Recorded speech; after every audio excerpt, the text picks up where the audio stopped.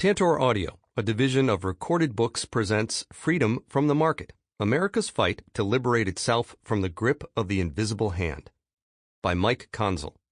Narrated by Mike Lenz. No man or body of men who require such excessive labor can be friends to the country or the rights of man. The God of the universe has given us time, health, and strength. We utterly deny the right of any man to dictate to us how much of it we shall sell. 10-hour circular calling for a maximum 10-hour workday, 1835. It is not till it is discovered that high individual incomes will not purchase the mass of mankind immunity from cholera, typhus, and ignorance, still less secure them the positive advantages of educational opportunity and economic security, that slowly and reluctantly, amid prophecies of moral degeneration and economic disaster, society begins to make collective provision for needs which no ordinary individual, even if he works overtime all his life, can provide himself. R. H. Tawney, Equality.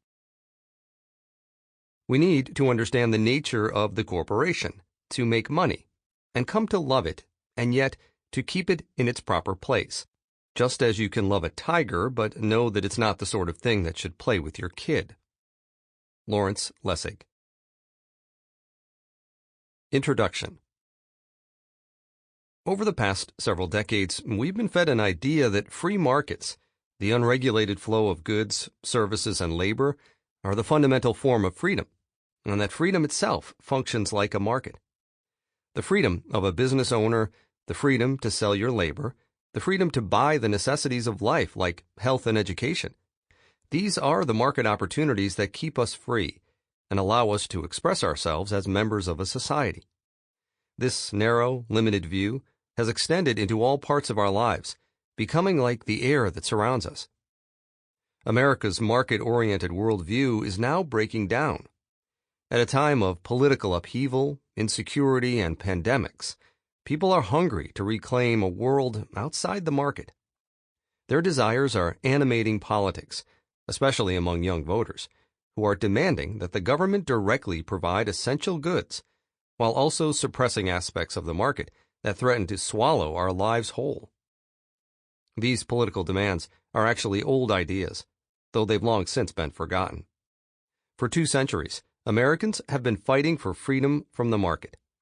Their stories provide a powerful legacy to draw from and build upon. All around us, this old fight against the free market rages anew.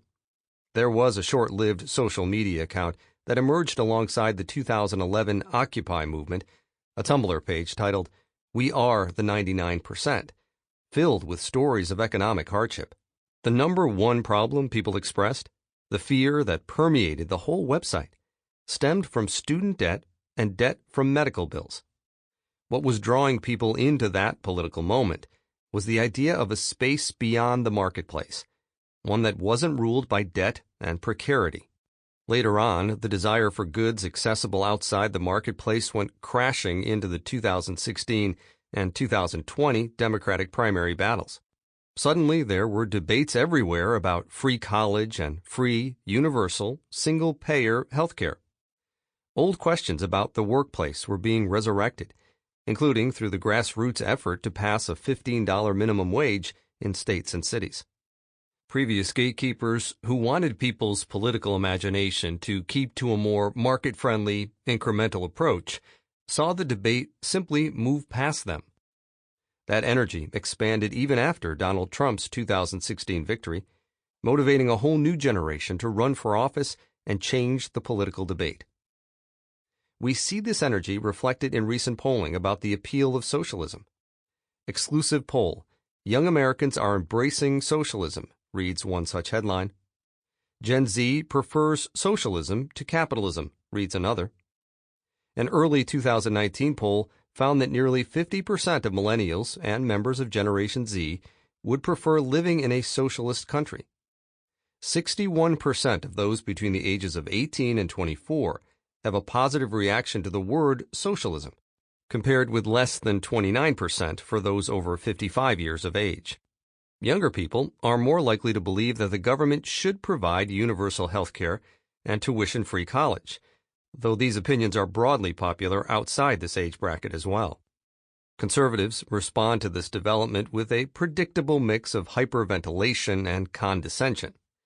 Yet it is easy to miss the motivating force behind this new political energy, and the skepticism over capitalism it has unleashed. Central to this stance is the rejection of what the historian Ellen Masons Wood calls market dependence, where the market determines our access to all aspects of life.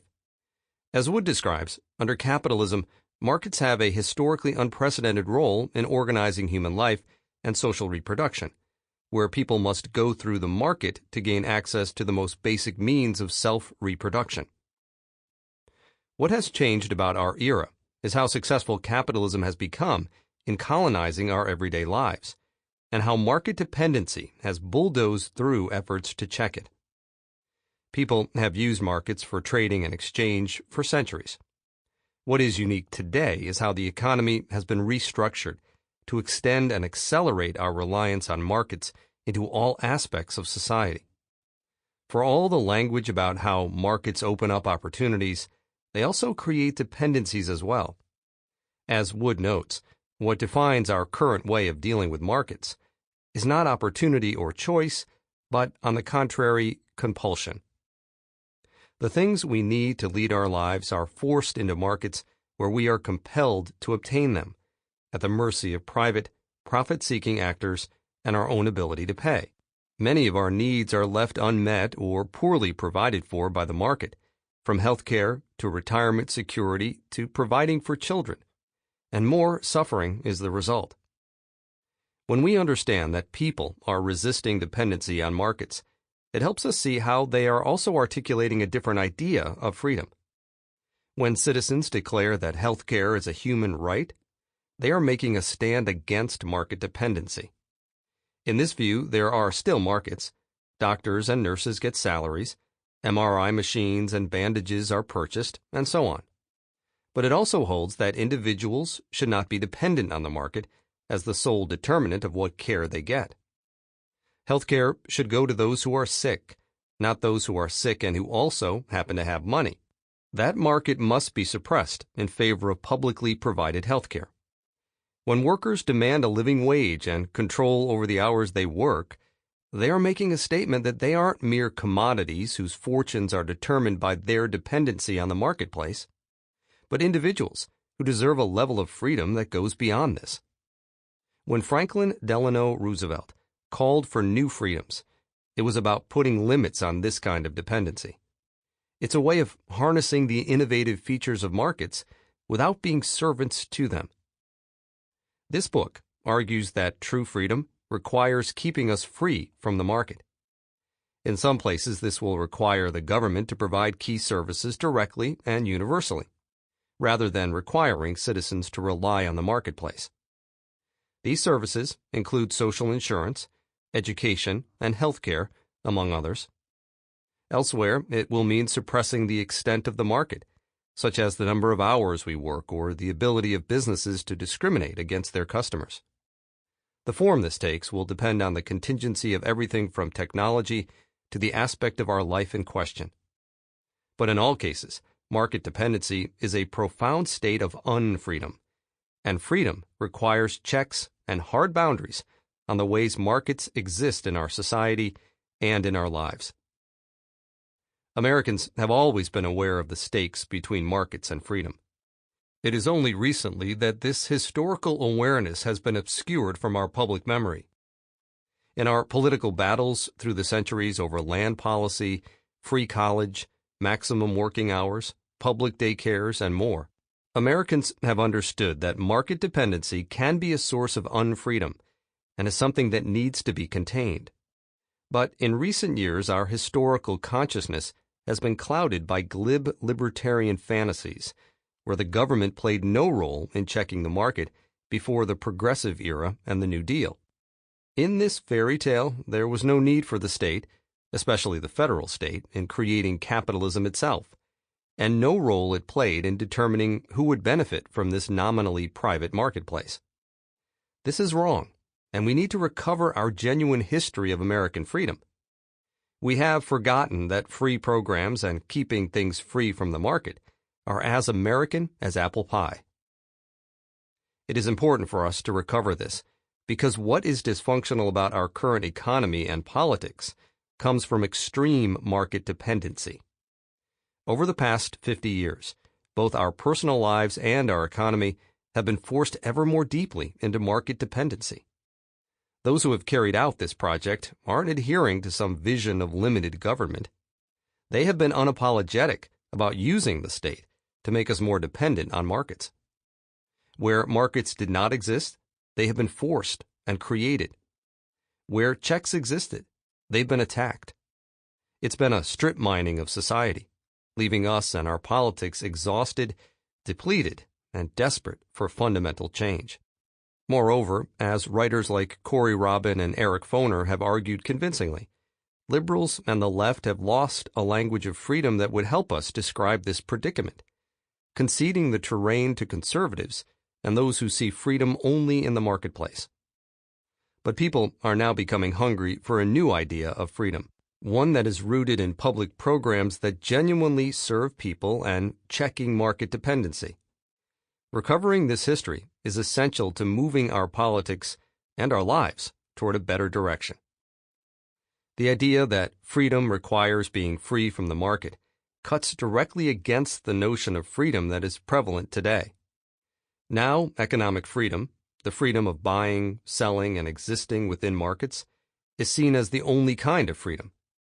As the philosopher Wendy Brown told the filmmaker and writer Astra Taylor, "Today there is no meaning of equality and freedom other than the meaning that you see in the market. But the market itself is a domain of inequality. It's a domain of winners and losers, and winners and losers are therefore the natural outcome of a fully marketized democracy." Today's idea of market freedom has two origin stories. The first comes from libertarians taking a distinction introduced by the British philosopher Isaiah Berlin to its extreme. In 1958, Berlin popularized the idea of negative and positive freedom, often referred to freedom from interference and freedom to do things. Negative freedom is defined as a kind of absence, where there are no obstacles preventing your actions. Positive freedom, on the other hand, is the freedom to achieve certain kinds of objectives, usually determined collectively as a group. One might think these are two sides of the same coin, or different aspects of the debate over how to balance our competing social goals of freedom and security. However, Berlin unhelpfully describes the two ideas as fundamentally at odds with each other. A new generation of libertarian and neoliberal thinkers would drive this wall between the two further. For them, negative freedom was not just an important goal of the government, it was the only legitimate one. Any kind of economic interference, be it regulations, taxes, public programs, or social insurance, would necessarily also undermine the idea of freedom. The other origin story deal coincides with the ascendancy of economists to the forefront of policymaking.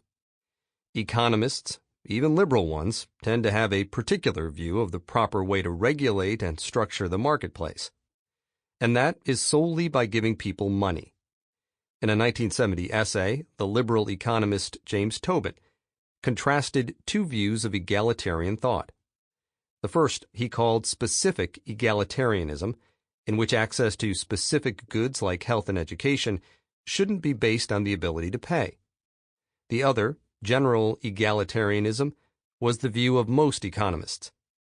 General egalitarians believed that the government shouldn't change how the market creates goods through regulations, produce goods directly like education, or otherwise interfere with prices like with minimum wage laws.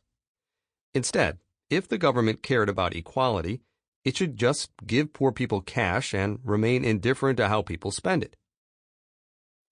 As Tobin described this newly influential view, while concerned laymen who observe people with shabby housing or too little to eat instinctively want to provide them with decent housing and adequate food, economists instinctively want to provide them with more cash income.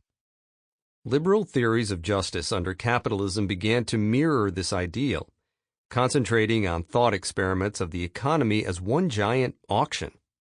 In these debates, the question of justice focused just on how much money each type of individual should get for bidding on these market goods, not the terms under which goods are created or accessed. The logical endpoint of this worldview is replacing all government programs with the provision of a basic income, such as a negative income tax, as the conservative economist Milton Friedman proposed. In a series of 1978 lectures, the philosopher Michel Foucault saw that this created a certain relationship in the economy. A basic income would be, according to its advocates, socially effective without being economically disruptive, and would mean giving up the idea that society as a whole owes services like health and education to each of its members. Concerns about inequality would only focus on the absolute poverty of the worst off, a group that could be mentally segregated from the rest of society.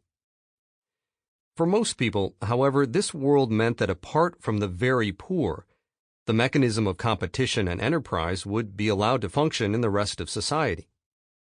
Market dependency would be the rule for most people, as above the threshold everyone will have to be an enterprise for himself or for his family. It is precisely this detachment from a broader egalitarian agenda that makes many people skeptical when basic income proposals are brought up as a fix to all of society's problems. In the increasingly dominant view of many economists, the whole point of egalitarianism is to ensure that market dependency can be sustained. This book is a history of people fighting against market dependency, and a story of how they formed arguments about freedom in order to do so. Over the centuries, Americans have articulated 5 broad, overlapping arguments for why freedom requires keeping us free from the market. The first is the most straightforward. The distribution of goods in a market economy doesn't match what we need to live free lives. Health, education, and time are part of the necessary baseline for exercising our freedom, and as such, it is necessary that all of us have access to them in roughly equal measure. These goods should not be distributed on the basis of who can afford to pay for them. The second argument is that the market is an unreliable provider of these essential goods. Sometimes, companies just don't produce enough compared with what society needs. People demand free public colleges because it is clear that private higher education institutions would rather increase their prestige instead of provide mass education. Insurance companies want to preemptively discriminate against those who would most benefit from insurance. Simply subsidizing private businesses to do this work can easily end up in them capturing those resources rather than providing what is needed. Public programs instead do the opposite here, reducing costs and ensuring people get what they need. In addition, while any individual market for a good can fail to deliver what society needs, the problem is compounded when you look at how all those markets, put together, can fail during recessions and depressions. The problem of insufficient demand creates long periods of high unemployment and depressed output for no reason other than the failure of the market to coordinate all its activities. An important reason people have demanded protections from the marketplace is to offset the devastation caused by the business cycle, pain no individual causes themselves or can prevent on their own. Markets that can collapse in such ways are not suitable for the core elements of our freedom. A third argument is that freedom requires being free from arbitrary power and domination by the will of others. Americans have concluded that if others can interfere with your life in a wanton and capricious manner, you are not free. The marketplace is a site of profound domination and arbitrary power. This is obvious in the labor contract. In the abstract worldview of economics, workers simply sell their labor and bosses buy it, the same way one might sell and buy a pack of gum. But the workplace has always been one of the most important political battlefields for the definition of freedom. Workers put themselves under what the philosopher Elizabeth Anderson describes as the private government of bosses in the workplace. And these relationships, like any kind of government power, can be predatory and exploitative. While workers may have the choice to leave, many don't, either because of the lack of viable options in the larger economic environment, or the terms of their contracts themselves. Bosses will always have an advantage, because under market dependency, workers need to work in order to survive, in order to have the resources to continue living. Abusive, arbitrary power extends from the labor contract to markets in general. Consider how Enron manipulated energy prices, or pharmaceutical investors have taken over rare, life-saving drugs and raised their prices beyond what ordinary people can afford. Consider families that have their equity in their home stripped through a deceptive financial product, an injustice that especially hits families of color. The philosopher Deborah Satz describes these kinds of exchanges as noxious markets. Markets like these can create harmful outcomes for individuals themselves or for society as a whole. They are characterized by instances where one side can take advantage of asymmetric knowledge, agency, power, or the vulnerabilities of a participant. People have always fought to suppress these kinds of markets in order to preserve their freedom. The fourth argument is that the expansion of markets to all of society turns all things into commodities and leaves no rewards for things that don't function as commodities. As the political economist Karl Polanyi described in his book, The Great Transformation, things like land, labor, and money aren't actual commodities. Instead, each functions as a fictitious commodity.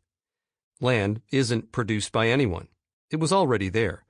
Money isn't made from one's efforts but comes from banks and states as a mechanism for accounting. As Polanyi writes, labor is only another name for a human activity which goes with life itself, which in its turn is not produced for sale, but for entirely different reasons. Nor can that activity be detached from the rest of life, be stored or mobilized. Society resists the commodification of all of these elements. Throughout the 1800s, a century before Polanyi, Americans made arguments when it came to land and working hours and money, understanding something was being stripped from their freedom when they were all determined solely by the marketplace. Sustaining human life requires resources that the market can't guarantee. Those who can't work, either because they are old, young, or disabled, still need to survive. A society based entirely around the market will not be able to reproduce itself in a healthy manner, because all societies rely on an infrastructure of care to replenish themselves. People aren't batteries that can be recharged in a factory. They are human beings who need care, love, and protection in order to function.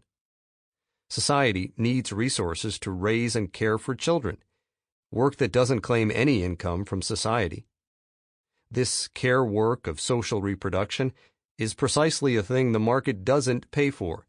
It can only borrow against until the deficit it runs starts to strain all of us. The last reason people have given for why freedom requires the suppression of the market is that, contrary to the idea of negative freedom, the marketplace is a political project, a form of government that projects state power. Once you think about how a modern capitalist economy operates, the idea of negative freedom doesn't carry any weight. Just as we debate whether or not the actions of the government will help or hinder freedom, the execution of the marketplace by the government needs to be democratically debated as well. There is no neutral way to have a market, and all choices matter, especially when it comes to how free we are.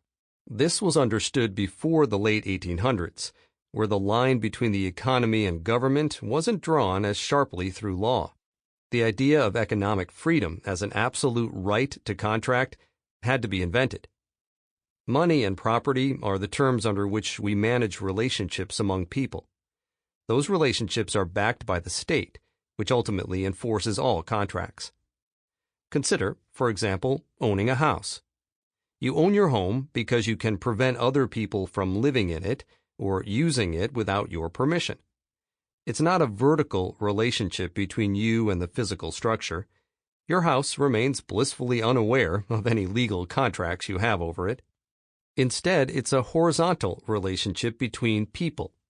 If you were to sleep on the front porch of someone's house, they could call the police to remove you. This is even more true in a modern economy, where the state structures capital and wealth claims so that they can easily be moved across time and space. From shares in a corporation to intellectual property, much of what constitutes wealth in our era doesn't reflect relationships to actual objects, but instead represents claims over profits and incomes, claims the government will ultimately administer. Once we see property in this sense, we understand that there's no way we can define it as anything other than a form of regulating interference among people. A free society will provide key goods in some realms and suppress markets in others. Sometimes this can be done with regulations and mandates, while other times it must be through the public directly providing the good itself. A free society also works to suppress domination in the marketplace by giving workers a say in their workplaces that goes beyond simply being able to leave, by aggressively checking abuses from sellers, and by ensuring that work done outside the marketplace is compensated and provided for as well. All of these political goals can be done in a way that takes advantage of the innovation and dynamism of markets while checking our dependency on them. The choice for this freer society is ours to make. There are many ways to tell the story of freedom and markets. This is a work of history because history gives a flesh and blood urgency to what are often presented as abstract academic fights. When we only understand these problems using the tools of economics and public policy, we end up ascribing a naturalness to the market in a way that gives too much away. When we focus just on market failures and how the government can respond to them, we tend to assume that the market is both natural and should have primacy over the way we arrange our lives. When we use the current tools of philosophy to examine the expansion of markets into our lives, we tend to get lost in well-rehearsed debates about what should be for sale, rather than the life or death threat of the market that everyday people face. There are debates over whether sex work is degrading, without any underlying criticism of how waged work itself can be degrading. There are arguments over whether people should be able to purchase human organs or illegal drugs, but little about the injustice of a society where people die because they can't buy insulin. History also has a wide range of stories to draw from. Chapters 1 through 3 discuss land, labor, and life, respectively, and the fictitious understanding of them as commodities. Advocates for free homesteads, limitations on working hours, and social insurance each faced significant opposition in trying to remove each of these spheres of life from the sole logic of the market. Chapter 4 looks at the New Deal and how Social Security and the Wagner Act were able to redefine a new baseline of freedom against extraordinary odds. Chapter 5 examines the remarkable case study of World War II daycare centers.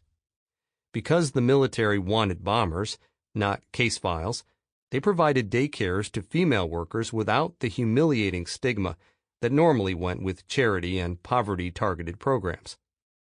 Women responded with political campaigns after the war ended to keep the daycares open. Chapter 6 is the story of how federal bureaucrats teamed up with civil rights activists and black medical professionals to use the brand-new program of Medicare as a means to tear down Jim Crow and desegregate Southern hospitals. It was a clear example of how a public program can break down injustice in a way that markets will not on their own. Chapters 7 and 8 tell the story in reverse, about how our age of neoliberalism expanded and embraced markets as a political weapon. Chapter 7 looks at how the notion of the public was stripped out of public corporations, the public domain, and public utilities. This was a revolutionary program, carried out rapidly, replacing public obligation with an idea of freedom as private property instead. Chapter 8 looks at how free college, the norm for over a century, was replaced with student loans. This ideological transformation was built on Sample complete. Ready to continue?